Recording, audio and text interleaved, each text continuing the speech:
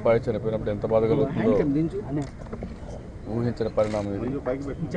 అలాంటి సమయంలో నేను అమెరికాలో ఉన్నప్పుడు నాకు తెలియడం, అదే సమయంలో నారాయణ గారు కూడా లండన్కి వెళ్ళి రాజధాని నిర్మాణం కోసం అక్కడ ఆర్కిటెక్ట్స్తో మాట్లాడుతున్నారు.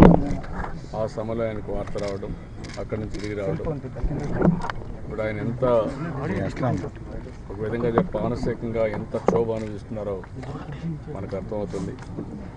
ఏదేమైనప్పుడు కూడా ఒక్కోసారి డెస్టినీ దీన్ని ఏ విధంగా వర్ణించాలో మనకు అర్థం కాదు.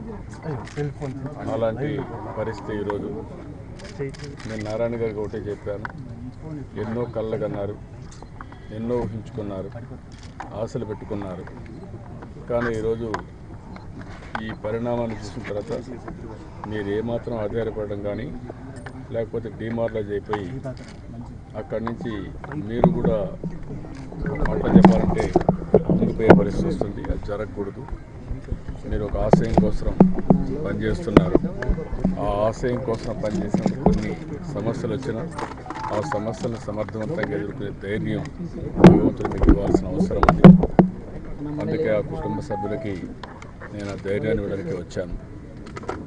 ఇంకా మళ్ళా ఆ అబ్బాయిని తేలేం కానీ వీళ్ళు మళ్ళా మనుషులుగా తయారై ఏ రాష్ట్రం కోసం, అదే మరి ఏ ఆశయం కోసం అయితే వాళ్ళు ఎడ్యుకేషన్ ఇన్స్టిట్యూట్ అవి చేయడం, ఏ ఆశయాల కోసం అయితే నారాయణ గారు రాజకీయాల్లోకి వచ్చారో ఆ ఆశయాలను కొనసాగిస్తూ ముందుకు పోవాల్సిన అవసరం ఉంది. అలాంటి ధైర్యం భగవంతుడి వారిని మనస్ఫూర్తిగా కోరుకుంటూ, అదే మరి కుటుంబ సభ్యులు తెలియజేస్తూ నిశ్చిత్ నారాయణకి ఆత్మకు శాంతి కలగాలని భగవంతుని మనస్ఫూర్తిగా ప్రార్థిస్తూ సెలవు.